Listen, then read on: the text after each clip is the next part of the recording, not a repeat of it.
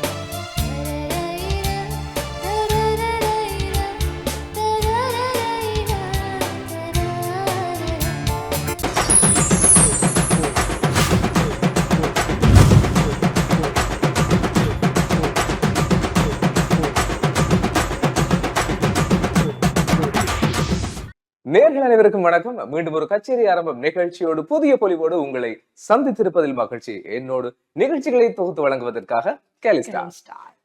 எப்படி இருக்கீங்க? ரொம்பவே சந்தோஷமா இருக்கு. அதிலும் குறிப்பாக இந்த கச்சேரி ஆரம்பம் நிகழ்ச்சியை உங்களுடன் சேர்ந்து தொகுத்து வழங்குவதில் எனக்குமே மிக்க மிக்க மகிழ்ச்சி. பாத்தீங்க, உங்களுடன் சேர்ந்து தொகுத்து வழங்குவதில் எனக்கும் சந்தோஷம் சொல்லி ரொம்ப பூரிப்படைகிறாங்க. அதே போல கெலிஸ்டாவோட சேர்ந்து சேர்றதுல எனக்கும் சந்தோஷம் தான். அதே போல நேர்களாகிய உங்களை வார வாரம் இந்த நிகழ்ச்சி கூட நாங்கள் சந்திப்பது அதை விட சந்தோஷம் என்பதையும் கூறிக்கொண்டு அற்புதமான இந்த மணித்துளிகள் இசையோடு இரண்டரை கலக்கும் அற்புதமான மணித்துளிகளை நாங்கள் உங்களோடு இணைத்துக் கொள்ள காத்திருக்கின்றோம். இன்றும் இனிமையான பாடல்கள் இந்த கச்சேரி ஆரம்பம் நிகழ்ச்சியை அலங்கரிக்க காத்திருக்கிறது. நிச்சயமாக நீங்கள் சொன்னது போல எங்களுடைய நேயர்களும் அதிகளவான ஆதரவை தந்து கொண்டிருக்கிறார்கள். தொடர்ச்சியாக மென்மேலும் உங்களுடைய ஆதரவு கிடைக்க வேண்டும் அப்படின்னு சொல்லி நாங்களுமே நிகழ்ச்சியின் வாயிலாக கேட்டுக்கொள்கிறோம். வழமை போலதான் ஒரு குறிப்பிட்ட வகை பாடல் இல்லாமல் இடைக்கால பாடல்கள், புதிய பாடல்கள், பழைய பாடல்கள் என்று சொல்லி எல்லா பாடல்களையுமே இன்றைய நாளில் நாங்கள் தரத்துக்கு தயாராக இருக்கிறோம். நீங்களும் பார்ப்பதற்கு ரொம்பவுமே ரெடியா இருப்பீங்க அப்படின்னு சொல்லி நாங்களுமே நம்புறோம் இல்லையா? அவ்வாறு ஒரு கலவையாக நாங்கள் அந்த பாடலை தருவதற்கு ஒரு காரணம் இருக்கிறது. ஏனென்று சொன்னால், இந்த கச்சேரி ஆரம்பம் நிகழ்ச்சியிலே நேயர்களாக பல வயது உடைய தரப்பினர்களும் எங்களோடு நேயர்களாக இருக்கின்றார்கள். எங்களுடைய அன்பார்ந்த ரசிகர்களாக பயணித்துக் கொண்டிருக்கின்றார்கள். ஆகவே பழைய பாடல்கள் எங்களுடைய மூத்தவர்களுக்காக, இடைக்கால பாடல்கள் அந்த 80s கிட்ஸ் 90s கிட்ஸ் அவர்களுக்காக, அதே போல புதிய பல பாடல்கள் இந்த 2000 அந்த 2K கிட்ஸுக்கு அப்புறமா வந்திருக்க எல்லாருக்காகவும் பல கலவையாக நாங்கள் பாடலை தருவதற்கு தயாராக இருக்கின்றோம். இன்று கூட அற்புதமான பாடல்கள் உங்களை தேடி வர காத்திருக்கிறது. நிச்சயமாக நாங்கள் 2K கிட்ஸ் அப்படின்லாம் சொல்றோம் இல்லையா? 2K கிட்ஸ் பாடல்கள் சில டைம்ல இந்த முதியவர்களா இருக்கிறவங்களுக்கு புரியாது, எதுவுமே புரியாதுன்னு தான் சொல்லிக் கொள்ள முடியும். ஏன்னா அவங்க கேட்பாங்க, என்னடா பாடல் இது, என்னமோ எல்லாம் சொல்றாங்க, எனக்கு எதுவுமே புரியல அப்படின்னு சொல்லி. ஆனா நாங்க மாறி பாக்குற போது அன்றைய காலங்களில் வெளிவந்த பாடல் இன்று ரசித்து கேட்கக்கூடிய பாடல்களாக இருக்கும். இவ்வாறு ஒப்பீட்டளவில் பார்க்கின்ற போதும் பாடல்கள் ஒவ்வொன்றும் ஒவ்வொரு காலங்களில் வெளியான பாடல்களும் வித்தியாசமான பாடல்களாக இருக்கின்றன.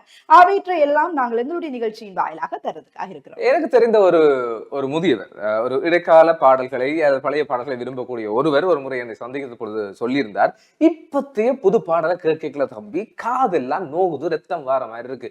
ஏன்னா இப்படி இருக்கு கேட்கறதுக்கு. இல்ல தம்பி, வெளிநாட்டுல ஒரு வழக்கம் இருக்குது. புதிதா ஒரு தம்பதி திருமணம் ஆயிட்டாங்கன்னு சொன்னா அவங்கள கார்ல பலூன்ஸ் அதெல்லாம் கட்டி டெக்கரேட் பண்ணி அப்படியே அனுப்பி வைப்பாங்களாம். அப்படி அனுப்பி வைக்கல இன்னொரு வேலை செய்வாங்களாம். அப்படியே பின்னுக்கு கொஞ்சம் தகர பணிகளை அப்படி ஒரு நூல்ல கயிறுல ஒரு 10-15 தகர பணியும் அப்படி கட்டி விடுவாங்களாம். கார் போகல அந்த தகர பணியும் அப்படி ரோட்ல அப்படியே சல சத்தம் போட்டுக்கிட்டு போகல ஒரு புது கப்பல் போகுதுன்னு சொல்லி எல்லாருமே அவங்கள வாழ்த்துவாங்களாம் சொல்லி சொன்னாங்க. அந்த கார்ல தகரப்பேணிகள் எல்லாத்தையும் இழுத்து கொண்டு போனா எப்படி சத்தம் வருமோ அப்படித்தான் இப்ப இருக்கிற புதுப்பாட்டு சொல்றாங்க கலிஸ்டா.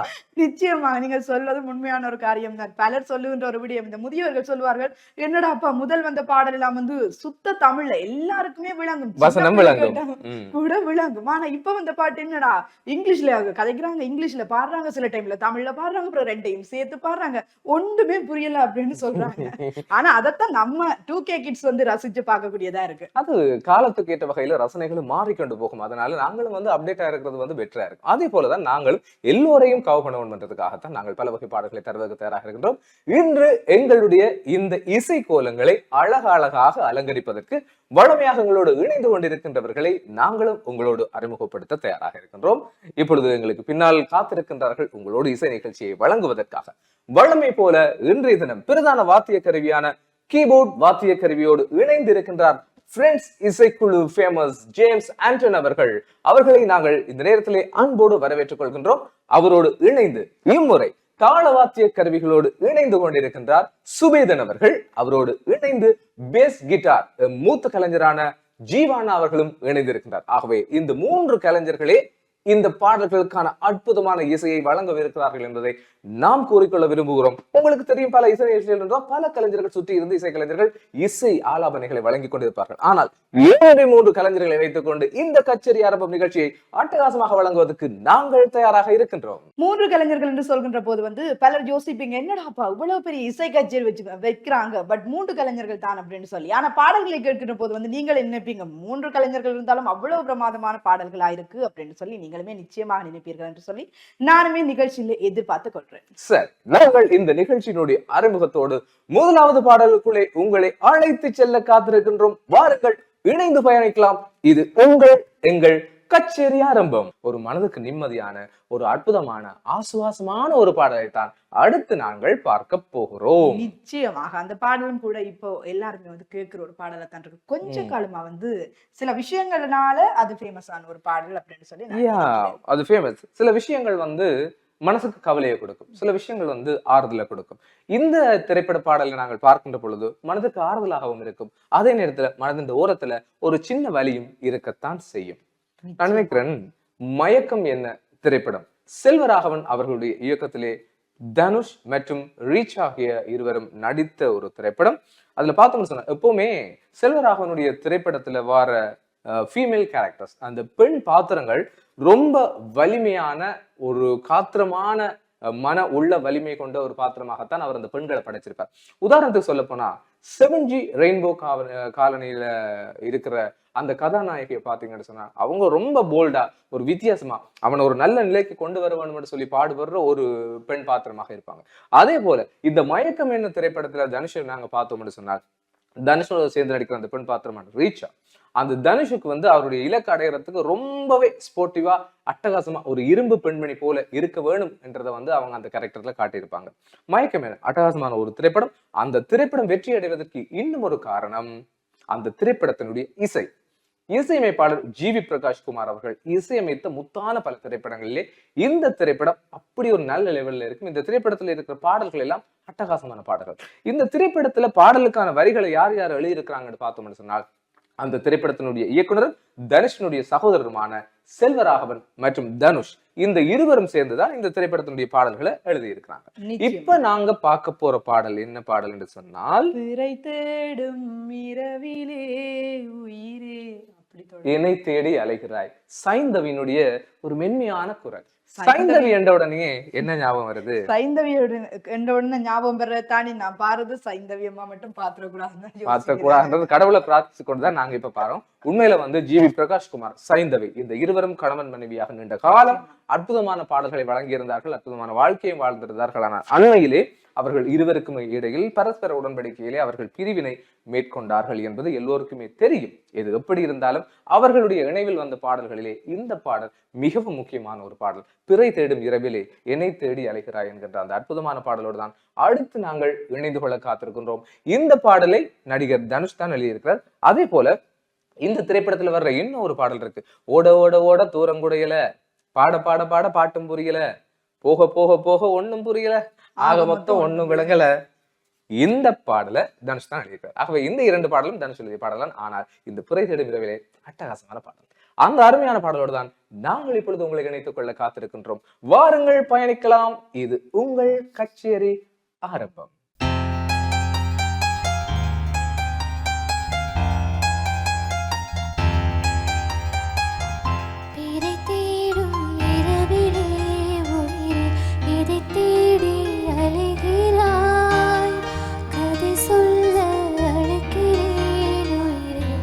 And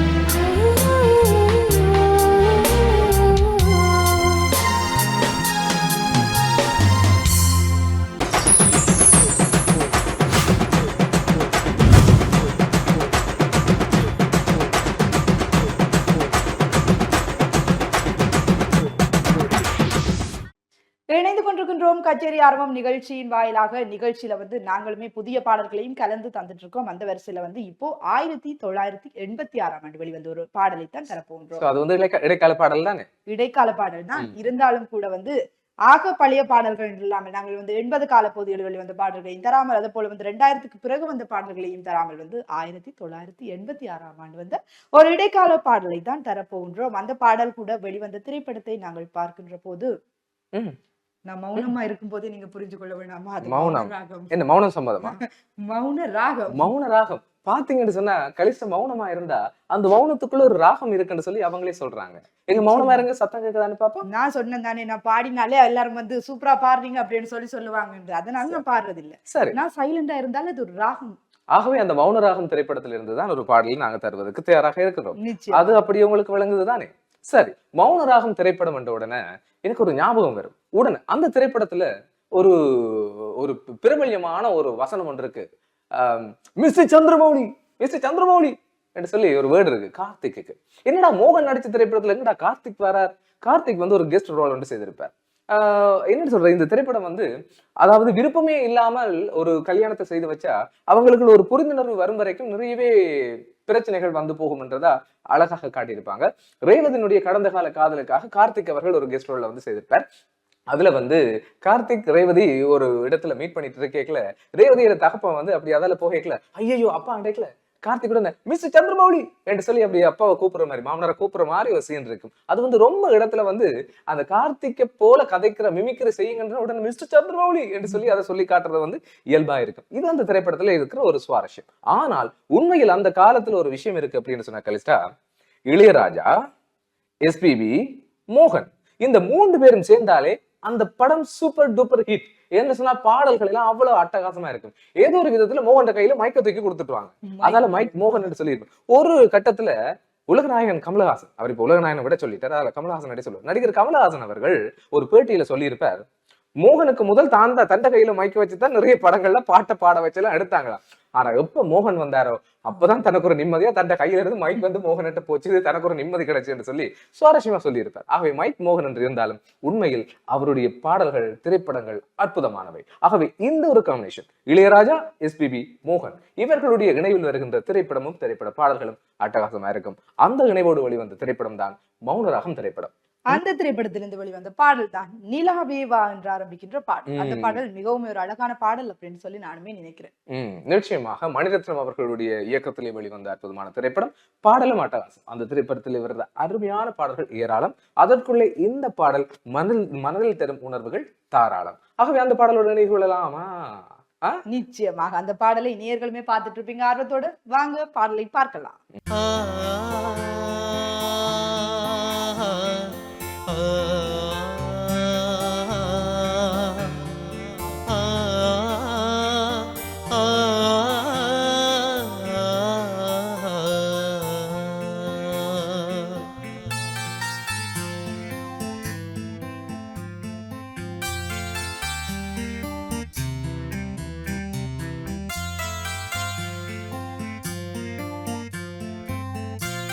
நிலாவேவா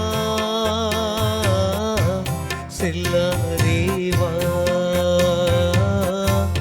என்னாலும் பொன்வானம் நான் இணை நீதான் திரிந்தாலும் நினைவாதே அணைப்பேனே நிலாவேவா செல்லாதேவா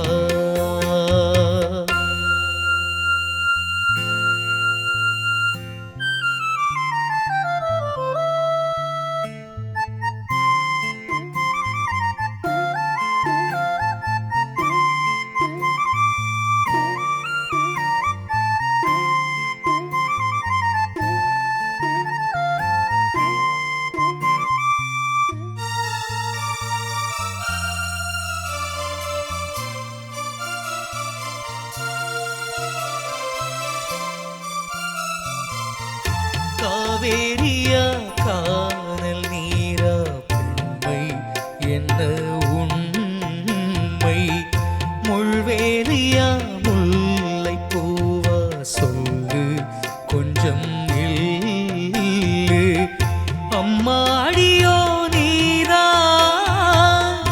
இன்னும் சிறு பிள்ளை தாங்காதம்மா நெஞ்சம் நீயும் சொன்ன சொல்லை பூந்தேனே நீதானே சொல்லில் வைத்தாய் முல்லை நிலாவேவா செல்லாதேவா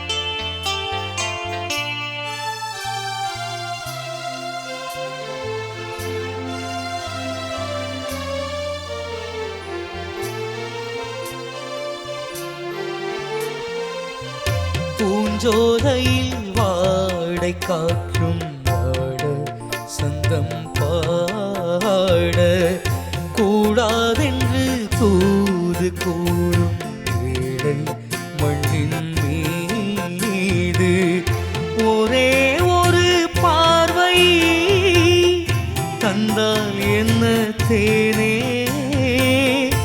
ஒரே ஒரு வார்த்தை சொன்னால் என்ன மானே ஆகாயம் காணாத மேகம் ஏது கண்ணே நிலாவேவா செல்லாதேவா என்னாலும் பொன்வானம் நான் ஏனை நீதான் பிரிந்தாலும் நினைவாதே அணைப்பேனே நிலாவேவா செல்லாதேவா என்னாலும் பொன்வானம் நான் இணைந்து கொண்டிருக்கின்றோம் கச்சேரி ஆரம்பம் நிகழ்ச்சியின் வாயிலாக. நிகழ்ச்சியில வந்து பலதரப்பட்ட பாடல்களை தந்துட்டு இருக்கோம். சில பேர் யோசிச்சுட்டு இருப்பீங்க, என்னடா இது 80 கால பகுதி 90 கால பகுதி அப்படின்னு சொல்லி தந்துட்டு இருக்காங்க, நாங்க 2K கிட்ஸ் இல்லையா, எங்களுக்கான பாடல் தரமாட்டாங்களா அப்படின்னு சொல்லி யோசிச்சுட்டு இருப்பீங்க. இப்போ கொஞ்சம் எல்லாரும் பாடுற ஒரு பாடல் தான் இப்ப வந்து நான் நினைக்கிறேன் இந்த திரைப்படம் நிச்சயமா அது பாடுற ஒரு பாடல்னா ரொம்ப கஷ்டமா இருக்கு. ஏன்னு சொன்னா அது கர கர கர கர கரண்டு வார்த்தைகள் என்னன்னு சொல்லி கண்டுபிடிக்கிறது ரொம்ப கஷ்டம். ஆனா நிச்சயமா எல்லாற்ற காதுகளிலேயும் ஒலிக்கிற பாடல், எல்லாற்ற வாய்கள்லயும் தெரிஞ்சு தெரியாமல முணுமுணுக்கிற பாடல், ஒரு பாடல். நிறைய நிறைய ரீல்ஸுக்கு எல்லாம் போற பாடல், அப்படி ரொம்ப நிச்சயமா. ஃபேமஸான ஒரு பாடல் தானே, அப்படித்தானே? நிச்சயமாக. ஆ. நான் திரைப்படத்துல பேரை சொன்னாலே நம்ம 2K கிட்ஸ் இப்ப என்ன செய்வாங்க? பாடல போடுங்கப்பா, நீங்க பேசாம போங்க அப்படின்னு சொல்லி சொல்லுவாங்க அப்படின்னு சொல்லி நினைக்கிறேன். என்ன பாடல்? அதாவது அந்த 2K கிட்ஸோட ஃபீலிங்ஸ் வந்து எங்களுக்கு விளங்குது பாருங்க கைலிஸ்டா. அவங்களோட ஃபீலிங்ஸ் எப்படி இருக்குன்றத பார்த்த உடனே நாங்க ஒரு ஃபீலிங்ஸான சாங் கொடுக்கறதானே ரொம்ப முக்கியமா இருக்கும். நிச்சயமாக. நீங்க சொன்ன மாரியே வந்துச்சே ஃபீலிங்ஸ் அப்படின்னு சொல்லி ஆரம்பிக்கின்ற ஒரு பாடல் தான் உங்களுக்காக. அது ஒரு பாடல் அப்படின்லாம் சொல்ல ஓ, தேவையில்ல. 6க்கு ஒரு வாட்டி, 7க்கு ஒரு வாட்டி, 10க்கு ஒரு வாட்டின்னு சொல்லி அப்படியே போய்க்கொண்டே இருக்கும் அந்த பாட்டை பார்த்தோம்னு சொன்னால். நிச்சயமா. அப்படி ஒரு ஃபீலிங்ஸான பாடலா தான் அது இருக்க போகுது. ஆனா நம்ம நிகழ்ச்சியில் அது எப்படிப்பட்ட ஃபீலிங்ஸ் தரப்போகுதுன்றத வந்து நாங்க பாடலை பார்த்து தெரிஞ்சு கொள்ளலாம். தேவஸ்ரீ பிரசாத் அவர்களுடைய இசையமைப்பிலே புஷ்பா 2 திரைப்படத்தில் இடம்பெற்ற அந்த பாடலோட தான் நாங்கள் இணைந்து கொள்ள போகிறோம். பாப்போம் இந்த பாடல் முடிவுல நீங்க என்ன ஃபீலிங்ஸோட இருக்க போறீங்கன்றத நாங்களும் பார்க்கத்தான் போறோம். பாப்போம், இணைந்து கொள்ளலாம். இது கச்சேரி ஆரம்பம்.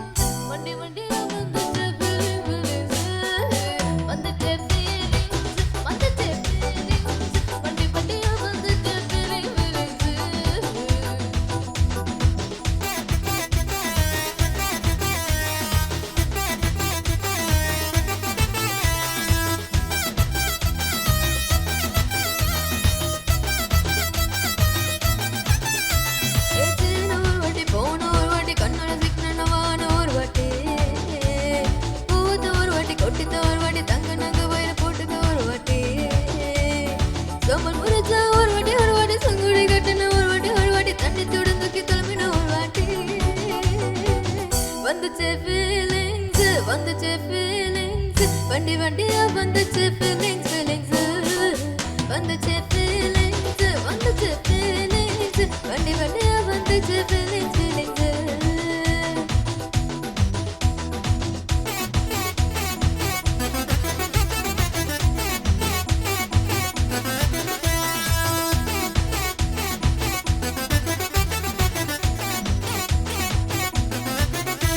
வெங்காய பச்சடி கலரை விரல சுபையில வேண முகத்து முகாமைய தடுக்க நேரத்துல உயிர சட்டைய கொடியில காய போடையில அது வாசம் நோச்சு பூரா என்ன குவலையில உன் கூந்தல் மணி அடிக்கொண்டு போடையில தவணை உடனே சண்டை போடையில சும்மா சும்மா நீ கொட்டமை அடிக்கையில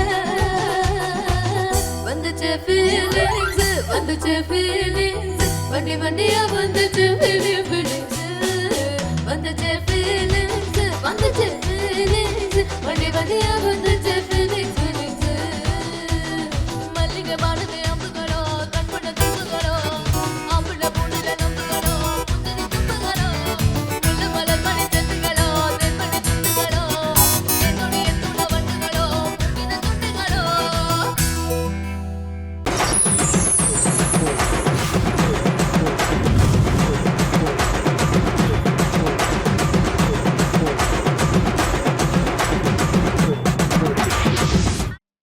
இணைந்து கொண்டிருக்கின்றோம் கச்சேரி ஆரம்பம் நிகழ்ச்சியின் வாயிலாக. நிகழ்ச்சியிலே சூப்பர் ஹிட்டான பாடல்களை நாங்களுமே தந்துட்டு இருக்கோம். நேர்களாகிய நீங்களுமே பார்த்து ரசிச்சிட்டு இருப்பீங்க அப்படின்னு சொல்லி நாங்களுமே நம்புறோம். பல தரப்பட்ட பாடல்கள், புதிய பாடல்கள், பழைய பாடல்கள் அப்படின்னு சொல்லி எல்லா வகையான பாடல்களுமே தந்துட்டு இருக்கோம். அந்த வகையில நிகழ்ச்சியில அடுத்ததாக உங்களுக்கு என்ன பாடல் வரப்போகுது அப்படின்னு சொல்லி பார்க்கிற போது வந்து ஏப்ரல் மாதத்தில் என்று ஆரம்பிக்கின்ற பாடல். ஏப்ரல் மாதம் இல்லையே, ஏன் இந்த பாடல் தாராங்க அப்படின்னு சொல்லி நீங்க கேட்கலாம்.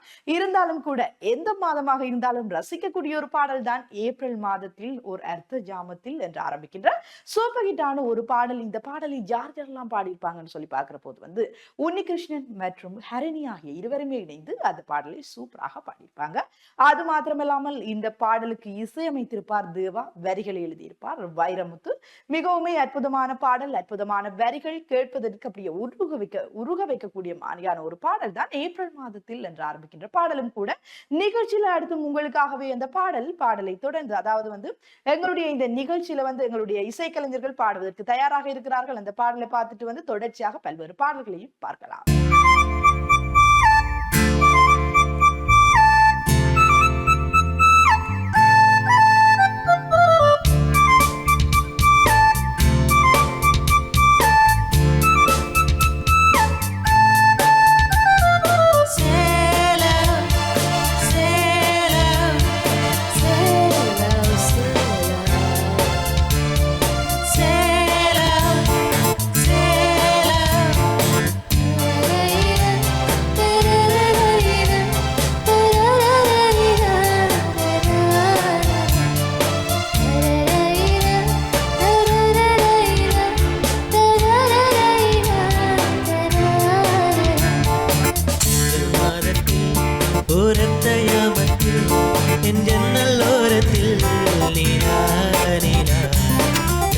கசக்கி நான் துள்ளி எழுந்தேன், அது காதில் சொன்னது ஹலோ ஹலோ.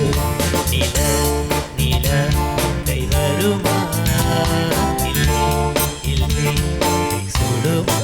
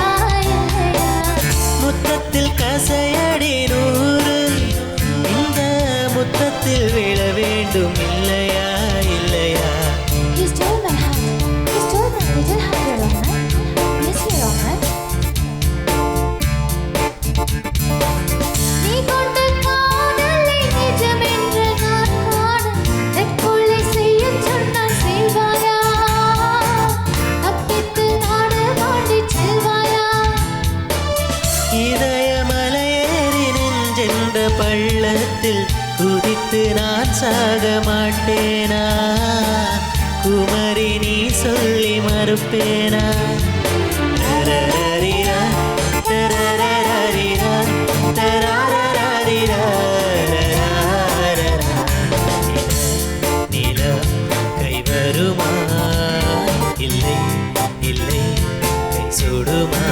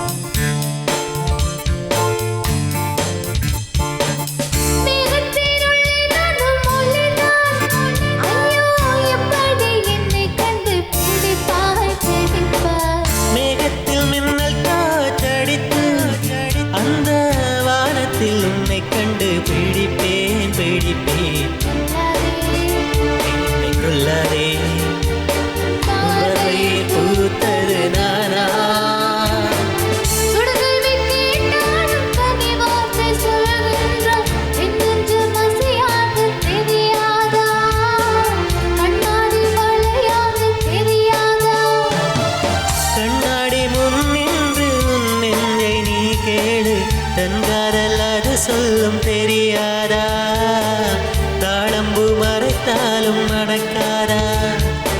ஏப்ரல் மாதத்தில் ஓரத்த ஜாமத்தில்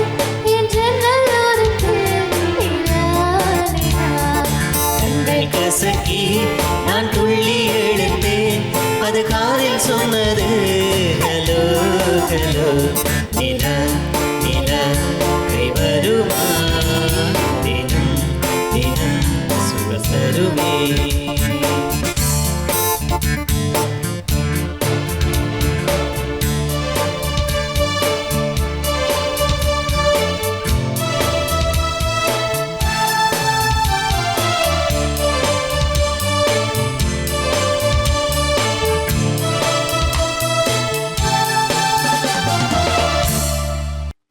இன்றைய கச்சேரி ஆரம்பம் நிகழ்ச்சியில உங்களுக்கு பிடித்த பாடல்களை தந்திருக்கின்றோம் அப்படின்னு சொல்லி நாங்களுமே நம்புறோம். அவ்வளவு அற்புதமாக ஒவ்வொரு பாடல்களை கேட்கின்ற போதும் வந்து ரசிச்சு ரசிச்சு ரசிச்சு நேர்களாகிய நீங்களுமே கேட்டிருப்பீங்க அப்படின்னு சொல்லி நினைக்கிறேன். உங்களுடைய பெருமதியான நேரங்கள் எல்லாவற்றையும் ஒதுக்கி எங்களுடைய நிகழ்ச்சிகளை பார்த்து உங்களுக்கு அதாவது வந்து ஆதரவை தந்து கொண்டிருக்கிறீர்கள். உங்களுடைய ஆதரவானது தொடர்ச்சியாக எங்களுக்கு தர வேண்டும் அப்படின்னு சொல்லி நாங்களுமே நிகழ்ச்சியின் சார்பாக கேட்டுக்கொள்கின்றோம். ஏனென்று சொன்னால் இந்த இசையை விரும்பாத இதயங்களே இல்லை. ஏனென்று சொன்னால் இந்த பாடல்களை எல்லாம் நாங்கள் கேட்கின்ற பொழுது யாராவது ஒருவருக்கு இந்த பாடலை கேட்கின்ற பொழுது அந்த பாடலோடு சம்பந்தப்பட்ட ஏதோ ஒரு விடயம் ஞாபகத்துக்கு வரும். ஒரு பாடலை கேட்கின்ற பொழுது ஏதோ ஒரு சம்பவம், ஏதோ ஒரு நபர், அப்படி ஏதோ ஒரு விடயங்கள் ஞாபகத்துக்கு வரும். அப்படி இருக்கின்ற பொழுது நாம் தருகின்ற பாடல் நிச்சயமாக உங்கள் உணர்வுகளை தொட்டு செல்லும் என்பது எங்களுடைய நம்பிக்கை. ஏனென்று சொன்னால் வாழ்க்கையின் ஒவ்வொரு பயணங்களிலும் இசை எங்கள் தோழனாய் கூட வருவதை நாம் உணர்ந்திருக்கிறோம். அப்படிப்பட்ட ஒரு அற்புதமான மணித்துளிகளாய்த்தான் இந்த நேரம் நகர்ந்து கொண்டிருக்கும், நகர்ந்து சென்றிருக்கும் என்பதை நாங்கள் ஞாபகப்படுத்துகின்றோம்.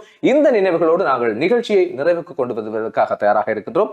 அதற்கு முன்னராக நாங்கள் இந்த இசை ஆலாபனைகளை எங்களோடு இரண்டர கலக்கச் செய்த எங்கள் இசை கலைஞர்களுக்கு மீண்டும் ஒரு முறை நாங்கள் நன்றிகளை தெரிவிக்க காத்திருக்கின்றோம்.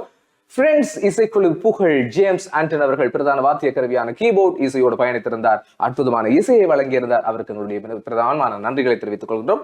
அவரோடு இணைந்து தாள வாத்திய கருவிகளோடு பயணித்திருந்த சுபேதன் அவர்களுக்கும், கிட்டார் வாத்தியத்தோடு பயணித்த ஜீவா அவர்களுக்கும் எங்களுடைய மனம் நிறைந்த நன்றிகளை டான் தொலைக்காட்சி குடும்பம் சாராக தெரிவிப்பதில் மகிழ்ச்சி அடைகின்றோம். அதே போல நேர்களாகிய உங்களுக்கும் நிகழ்ச்சியிலே எங்களுடைய தொழில்நுட்ப கலைஞர்களாக இருந்த எங்களுடைய அன்பான கலைஞர்கள் அனைவருக்கும் நன்றிகளை கூறிக்கொண்டு மீண்டும் ஒரு அற்புதமான நிகழ்ச்சியிலே உங்களை சந்திக்கும் வரை விடைபெறும் நாம் என்றும் அன்புடன் காலின்ஸ் பீட்டர் சேவியர் மற்றும் காலின்ஸ் ஜெயக்குமார். நன்றி நேயர்களே.